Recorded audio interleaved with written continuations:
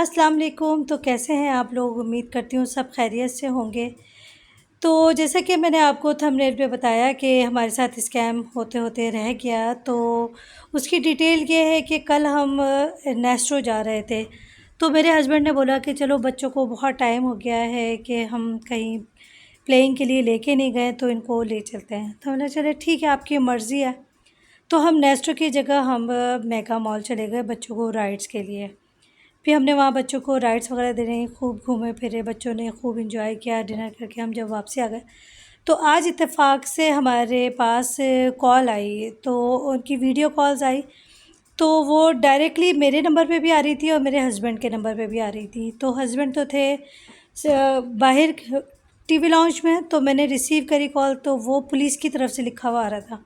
तो मैं भी डर गई कि पुलिस हमें क्यों कॉल कर रही है, अल्लाह खैर। तो मैंने कॉल रिसीव करी और तो उन्होंने कहा कि आप लोग के साथ स्कैम हुआ है, ये वो। मैंने ना स्कैम हमारे साथ, खैरियत हमें तो कुछ इस बारे में डिटेल नहीं पता। तो कह रहे नहीं, आपके साथ स्कैम हुआ, आप लोग कल आपकी ट्रांसैक्शन हो गई है 300 समथिंग की। तो इत्तेफाक की बात है, ज़ाहिर सी बात है, हम लोग गए थे बच्चों को राइड लेके, उनके कार्ड को रिचार्ज करवाया। तो उसके बाद उतनी ही की थी, बाकी का कैश हमने पेड किया था। तो हमने बोला जी की तो थी हमने। तो उन्होंने कहा तो आपके साथ स्कैम हो गया, आपका कार्ड ये हो गया वो हो गया, फजूल की बात। मैंने अच्छा। तो कहने लगे आप अपना जाएँ कार्ड लेकर आएँ। तो मैंने उनसे कहा कि देखिए मेरे पास तो कार्ड है नहीं, वो मेरे हस्बैंड का कार्ड है। तो कहने लगे अच्छा लेकर आएँ, हस्बैंड का कार्ड है तो आप हमें दिखाएँ। तो मैंने बोला कार्ड दिखाएँ? अच्छा, मेरे हस्बैंड जब तक वॉशरूम से आ गए थे तो वो कहने लगे नहीं नहीं, ये स्कैम है, बंद करो। अब उन्होंने वो बात सुन ली, स्कैम वाली जो बोली ना मेरे हस्बैंड ने।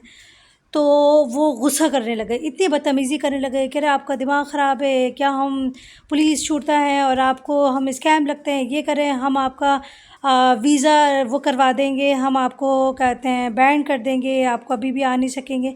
तो मैंने उनसे कहा कि प्लीज़ छूटता इतनी बदतमीज़ी तो नहीं करता। बच्चे भी ना ये दे सुन के ना थोड़े से वो हो गए कि पुलिस की कॉल आई है छुड़ते की, और वो भी घबरा गए कि मम्मा क्यों, क्या हो गया। तो मैंने बोला मुझे भी इतना डिटेल नहीं पता। तो हम लोग खासे परेशान हो गए। तो मैंने बोला देखिए आप आराम, फिर वो आराम से बात करने लगे। मैंने बोला आप इस तरह से बात करें, हमने कौन सा जुर्म किया? अगर स्कैम हमारे साथ हुआ है तो आपको हमारी हेल्प करनी चाहिए, या आप हमें उल्टा डरा रहे हैं, धमका रहे हैं, कार्ड लेकर आएँ, आपका कार्ड ये ब्लॉक हो जाएगा, यूँ हो जाएगा।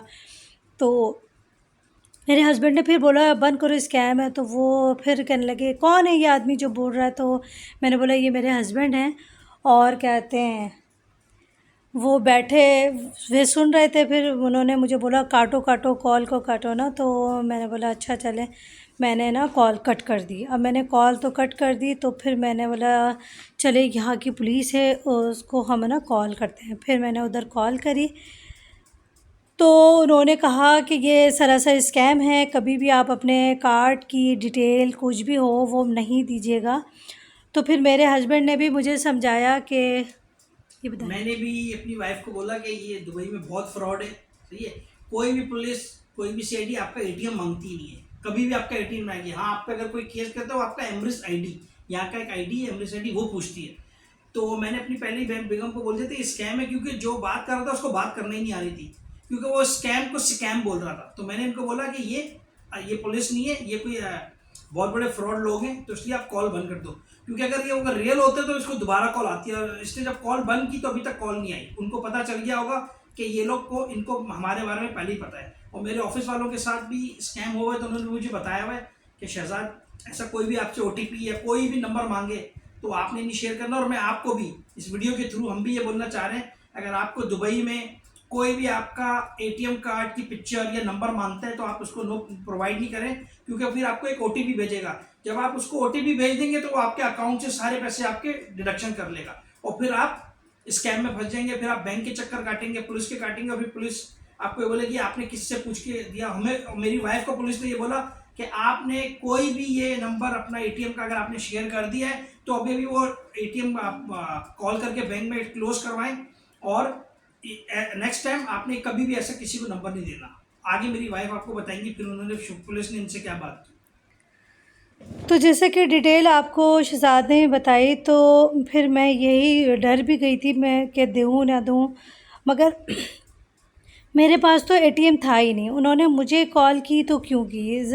इन्होंने, ये लोग नंबर इधर-उधर से निकाल लेते हैं, जैसे हम ऑनलाइन शॉपिंग वगैरह करते हैं तो इनके पास हमारी डिटेल आ जाती है। तो ये जो स्कैमर होते हैं, इनके पास कोई सिस्टम वगैरह लगा होता है, तो ये लोग आपके नंबर्स निकाल लेते हैं और इस तरह से आपको ब्लैकमेल करते हैं। तो ये वीडियो बनाने का सिर्फ यही मकसद था कि आप लोग होशियार रहें और कभी भी किसी किस्म की भी जो भी डिटेल आपको कोई कॉल करके मांगे तो कभी भी नहीं दीजिएगा, क्योंकि फिर बहुत मुश्किल हो जाती है। क्योंकि एक दफ़ा आपके अकाउंट से अगर बैलेंस आउट हो गया तो वो इन होना बहुत मुश्किल काम होता है।